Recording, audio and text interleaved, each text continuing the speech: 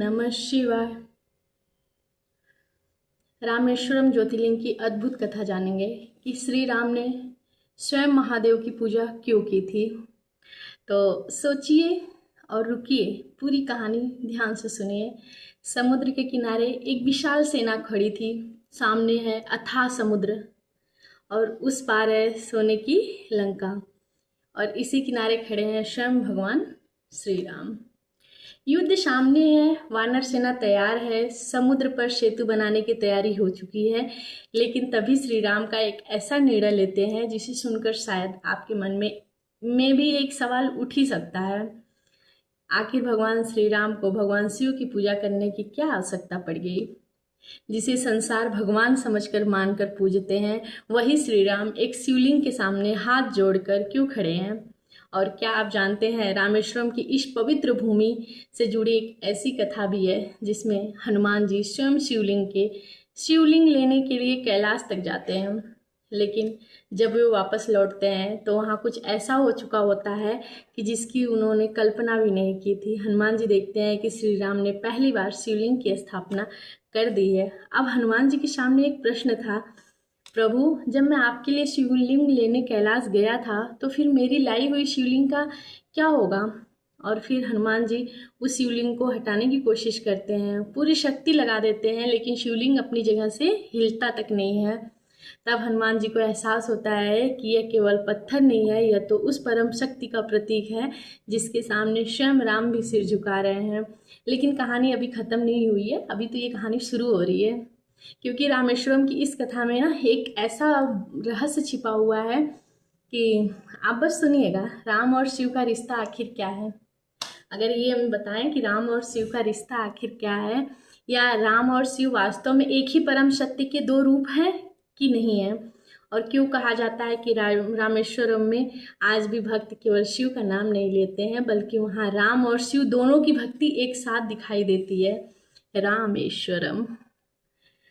आज की कहानी में हम इसी रहस्य को जानेंगे, तो वीडियो को अंत तक जरूर देखिएगा, क्योंकि कहानी में जो संदेश मिलेगा वह सिर्फ रामेश्वरम की कहानी नहीं है, वह हमारे पूरे जीवन के लिए एक सीख है।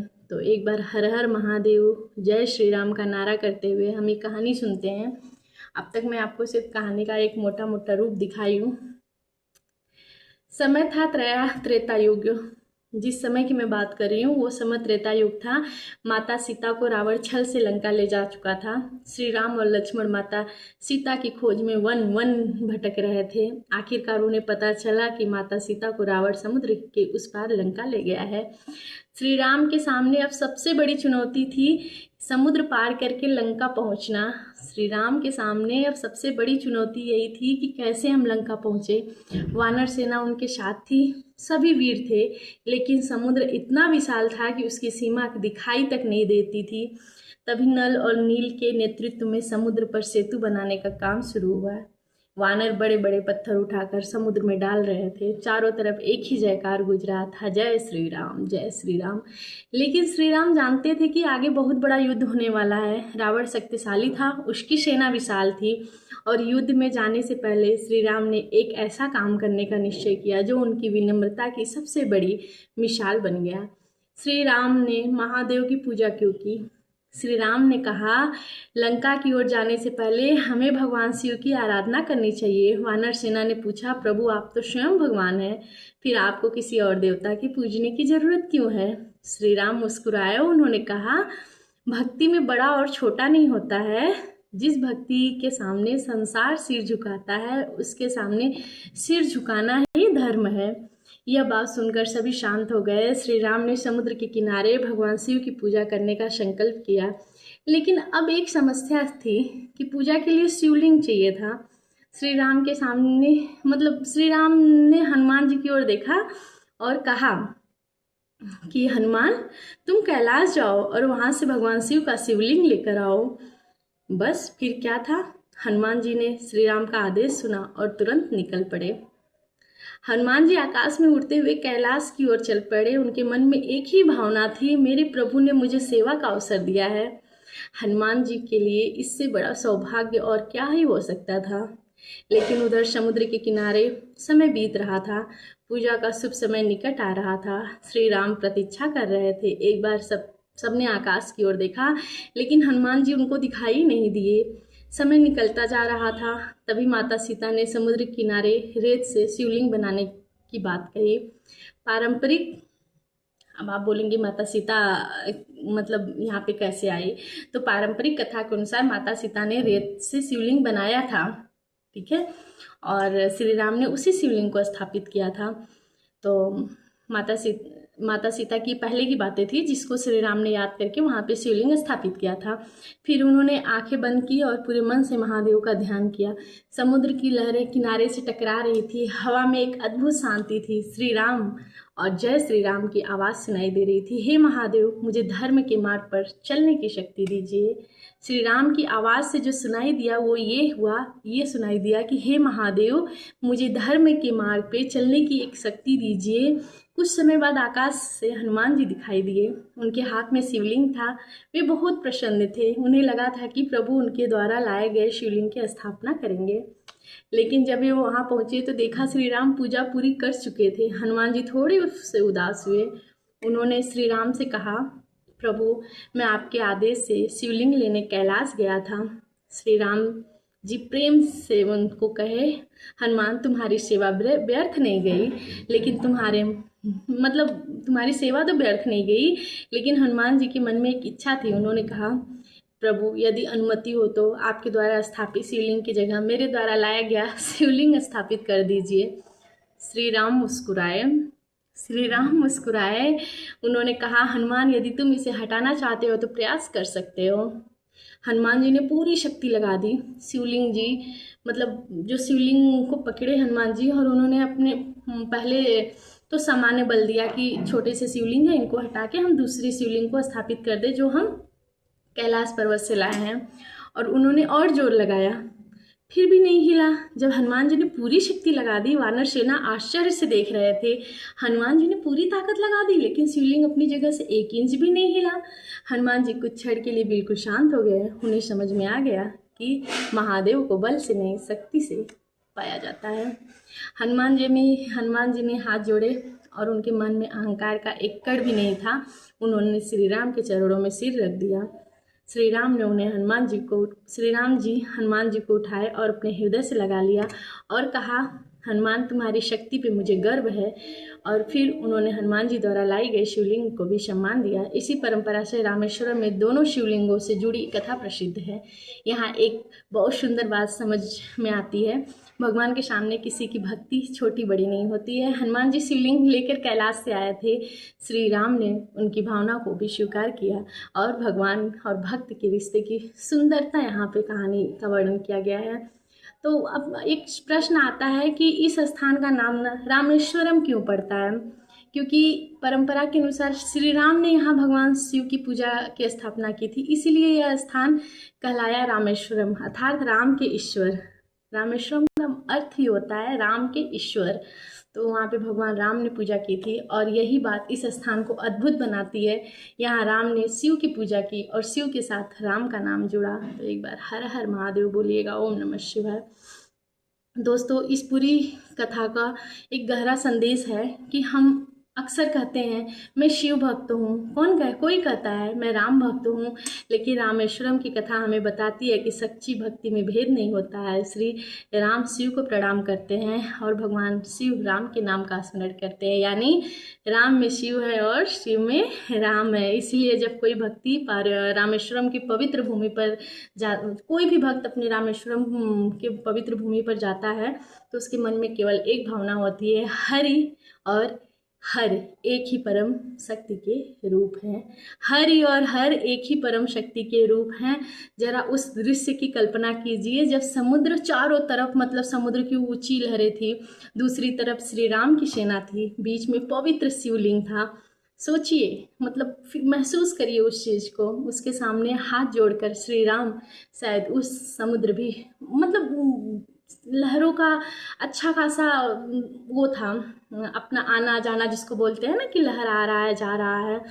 तो ऊंची लहरें थी समुद्र में और बीच में जो शिवलिंग थे वो बीच में थे और उनके सामने हाथ जोड़कर श्री राम खड़े थे। शायद उस समय समुद्र भी शांत होकर इस अद्भुत दृश्य को देख रहा होगा। आप सोचिए जरा, क्योंकि एक तरफ भगवान राम थे और दूसरी तरफ भगवान शिव की आराधना। यही तो रामेश्वरम की सबसे बड़ी सुंदरता है। दोस्तों, रामेश्वरम की कथा केवल एक मंदिर की कथा नहीं है, यह हमें 3 बहुत बड़ी चीज़ें सिखाती हैं। पहली, कितने भी बड़े क्यों न बन जाओ, भगवान के सामने हमेशा विनम्र रहिए। श्री राम स्वयं भगवान होते हुए भी महादेव के सामने सिर झुकाते हैं। और दूसरी सबसे बड़ी सीख ये है कि सच्ची सेवा में परिणाम नहीं, भावना देखा जाता है। हनुमान जी कैलाश गए, उन्होंने पूरी मेहनत की, उनकी लाई हुई शिवलिंग का स्थान अलग हो सकता था, लेकिन उनकी भक्ति का मूल्य कम नहीं हुआ। और तीसरी, अहंकार छोड़कर भक्ति करने वाले ही भगवान के सबसे करीब होते हैं। क्योंकि हनुमान जी ने जब समझा कि शिवलिंग नहीं हिल रहा है, तो उन्होंने अपनी शक्ति का घमंड नहीं किया, उन्होंने सिर झुकाया। यही सच्ची भक्ति है। अगर आज आपके जीवन में कोई परेशानी चल रही है ना, तो आपको लगता है कि अगर आपकी प्रार्थना भगवान तक नहीं पहुंच रही है, तो एक बात याद रखिए, श्री राम के सामने भी रास्ता आसान नहीं था। समुद्र पार करना था, माता सीता को वापस लाना था, सामने रावण जैसे शक्तिशाली राजा था, लेकिन श्री राम ने हार नहीं मानी, उन्होंने भगवान पर विश्वास रखा। इसलिए आप भी अपनी परेशानी से डरिए मत। सुबह उठकर बस सच्चे मन से कहिए, हे महादेव, मेरे जीवन की कठिनाइयों को दूर करने की शक्ति दीजिए, और फिर अपना कर्म करते रहिए। क्योंकि भगवान केवल प्रार्थना नहीं सुनते हैं, वो हमारे कर्म भी देखते हैं। अपना कर्म सही रखिए।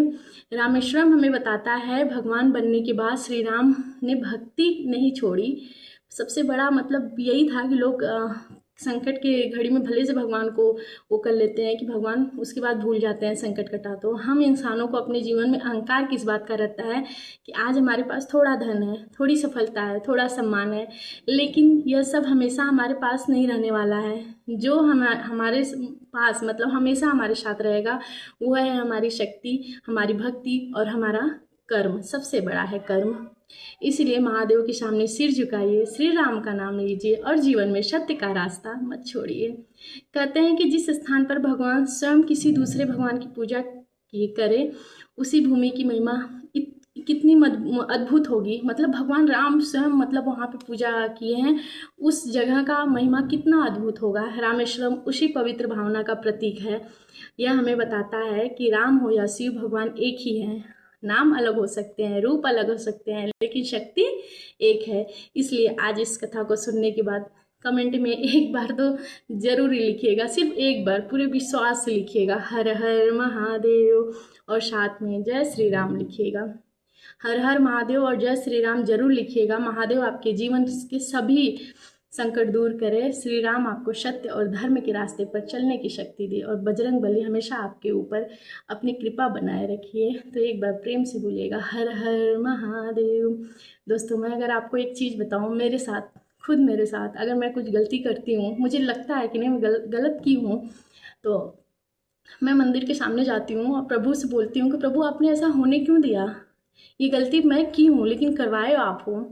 तो मतलब मैं उनको सौंप देती हूँ, मैं बोलती हूँ मुझसे कोई गलती मत करवाइए, मैं जैसी हूँ आपकी दी हुई हूँ, मुझसे हमेशा सही कर्म करवाते रहिए।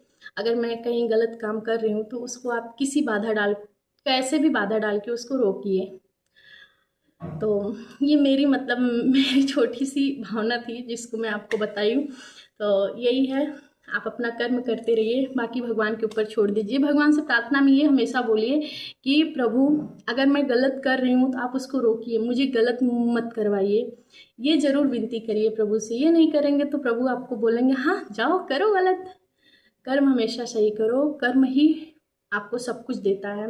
आपके कर्म अच्छे हैं तो ठीक है, दुख सुख आना स्वाभाविक है जीवन में, दुख आता है सुख आता है, ये दोनों धूप और छाव हैं, दोनों भाई भाई हैं, कभी दुख है तो कभी सुख है, लेकिन हमेशा अपने प्रभु को, अपने आराध्य को आप नहीं भूलिए। यही तो सच्ची भक्ति है। तो एक बार प्रेम से मतलब अगर एक चीज़ में बोलो तो मेरे वीडियो को अगर आपको अच्छा लगे कि नहीं सच में जेन्युइन अच्छा है, तो आप अपने फ्रेंडों, अपने रिश्तेदारों, अपने परिवारों में शेयर करिए और मुझे एक पॉजिटिव कमेंट दीजिए, जिससे कि मेरे अंदर एक, हालांकि आप नहीं भी देंगे तो भी हमारा एक कंटिन्यू रहेगा, क्योंकि मुझे अच्छा लगता है, मुझे ये चीज़ बहुत अच्छा लगता है। इसीलिए मैं मतलब सोशल मीडिया पर आई कि मैं आप अपने अंदर जो छिपी प्रतिभा है ना उसको मैं बाहर निखार पाऊँ। हालांकि आप उसको मौका देंगे नहीं देंगे मुझे वो नहीं पता, बट मेरा खुद का ये है।